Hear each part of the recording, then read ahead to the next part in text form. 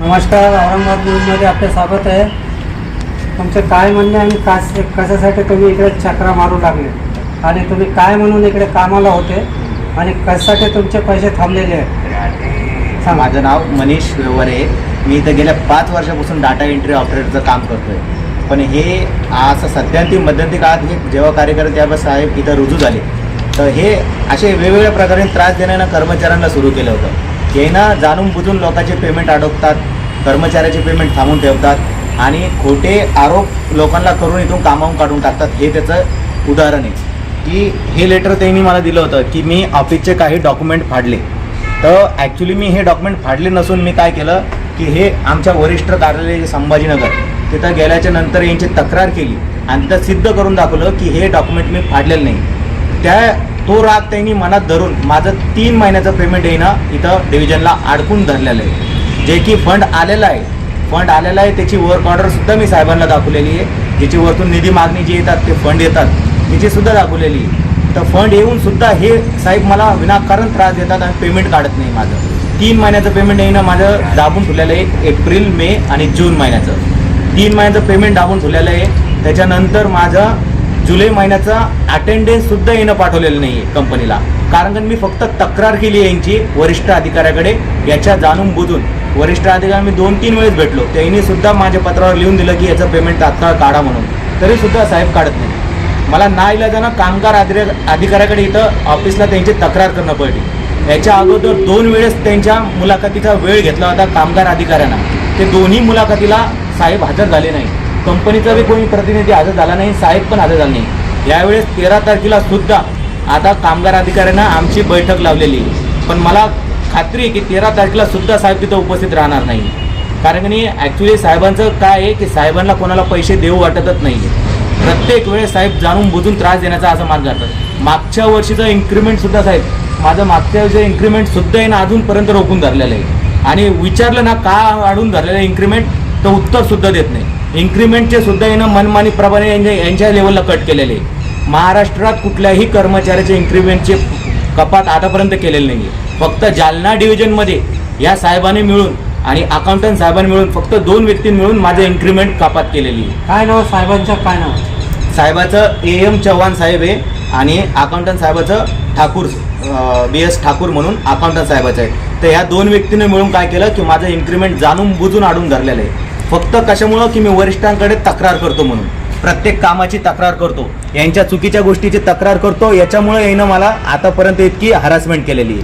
आणि आता मी कामगार अधिकाऱ्याकडे यांची दात मागायला गेलेलो आहे. आता 3री वेळेस आहे सुनावणीची. आता 3री वेळेस पण नाही झालं तर मग मला याच्या पुढं पण अजून काहीतरी ठोस पाऊल उचलणं पडेल आणि न्यायालयात किंवा मग माझं आत्महत्या आहे किंवा मग मला पण असा उपोषणाचा मार्ग मला तर वाटतं की त्याच्याशिवाय मला पर्याय नाही दुसरा, कारण माझं पेमेंट भेटेल म्हणून.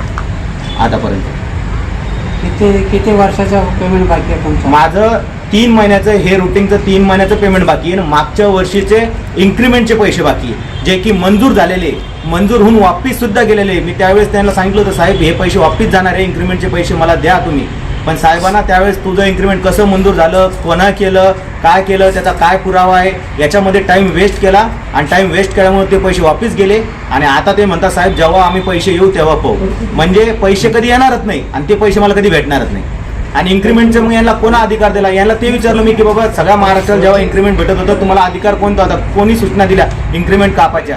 तर हे म्हणतात साहेब डायरेक्ट असं उत्तर देतात की तुला हे विचारण्याचा अधिकार कोणा दिला, तुला प्रश्न विचारण्याचा अधिकार कोणा दिला. मग जेव्हा मग मी माझ्या हक्कासाठी प्रश्न नाही विचारायचे तर मग कशासाठी विचारायचे, हा माझा सगळ्यात मोठा प्रश्न आहे. आता तुम्ही ड्युटीवर आहे किंवा नाही? नाही, मी गेले जुलै महिन्यामध्ये एंडिंगला या त्रासाला कटवून हे असे खोटे आरोप लावत होतात. हे पहिलाच आरोप मी तुम्हाला सांगितला की हा असा खोटा आरोप हे ना सिद्ध डायरेक्ट लिहून दिलं की मी कागदपत्र फाडले म्हणून. हे पहिलं आहे. आज सुद्धा तुम्ही ह्या डॉक्युमेंटला तुम्ही जाऊन शकता. तिथं जुलै महिन्याची माझी अटेंडन्स आज बी इथं आहे आणि तो कागद एकदम सही सलामत एकदम सुखरूप आहे. तुम्हाला जर खोटं वाटत असेल तुम्ही ते चेक करू शकता की मग हे असं वैतागून मी काम सोडलंय. पण ते काम सोडल्यानंतर याने मला धमकी दिली की तुझं पेमेंट कसं भेटतं आणि जुलै महिन्याची तोही अटेंडन्स कोण पाठवतं हे मी बघतो. तर मला आज बी विश्वास आहे की आजपर्यंत मी कंपनीला फोन लावतो, कंपनी फोन घेत नाही आहे आणि जुलै महिन्याचं माझं यानं अटेंडन्ससुद्धा पाठवलेलं नाही. मग हे का करतात जाणून बुजून? अटेंडन्स पाठवायला काय प्रॉब्लेम आहे यांना? अटेंडन्स पाठवायला काय प्रॉब्लेम आहे? माझे पैसे आल्यानंतर माझे पैसे द्यायला काय प्रॉब्लेम आहे? मी काम केलं नाही का? मी 5 वर्षापासून नियमित इथं काम करतोय. तुम्ही वरिष्ठांना सुद्धा विचारू शकता माझ्या कामाची काय प्रोग्रेस आहे. आतापर्यंत माझं यांनी काहीच म्हणणं ऐकून घेतलेलं नाही. आणि मी जेव्हा पण इथं आलेलो आहे विचारणा करायला, तर त्यावेळेस मला फक्त एक सांगितलेलं की साहेब नाही आहे, तुम्ही नंतर या, आम्हाला काही माहीत नाही. इथले जे लिपिक साहेब आहे, वरिष्ठ लिपिक साहेब आहे, ते डायरेक्ट म्हणतात याचा माझा काही संबंध नाही, तुम्हाला काही विचारू नको. म्हणजे इथं आलं की नीट कोणी उत्तरसुद्धा देत नाही. इन्क्रीमेंट का कट केलं, ठाकूर साहेबाला जर विचारलं गेलं ते म्हणतं इन्क्रीमेंट कट करायचा अधिकार साहेबाचा आहे, साहेबांनी केलं, जेव्हा तुला येईल तेव्हा आम्ही देऊ. शेतकऱ्यांना पैसे ना देणारे चव्हाण साहेब हे सध्या ऑफिसमध्ये नाही वाटतं. नाही, ऑफिसला येतच नाही साहेब. मी इतक्या वेळ चक्र मारलेला आहे, मला कधीच ऑफिसला ते भेटलेलं नाहीये. फोन लावला ना तर ते म्हणतात तू उद्या, फक्त उद्या येते. मी आता सुद्धा फोन लावतो, तुम्ही पहा लाईव्ह मध्ये फोन लावतो, ते फोन सुद्धा घेणार नाही माझा. पुन्हा मला ते फोन सुद्धा घेत नाही माझा आणि उत्तर सुद्धा देत नाही.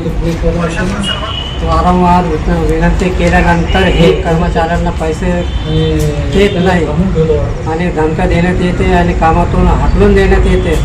असे अधिकाऱ्यावर कधी कारवाई होणार? औरंगाबाद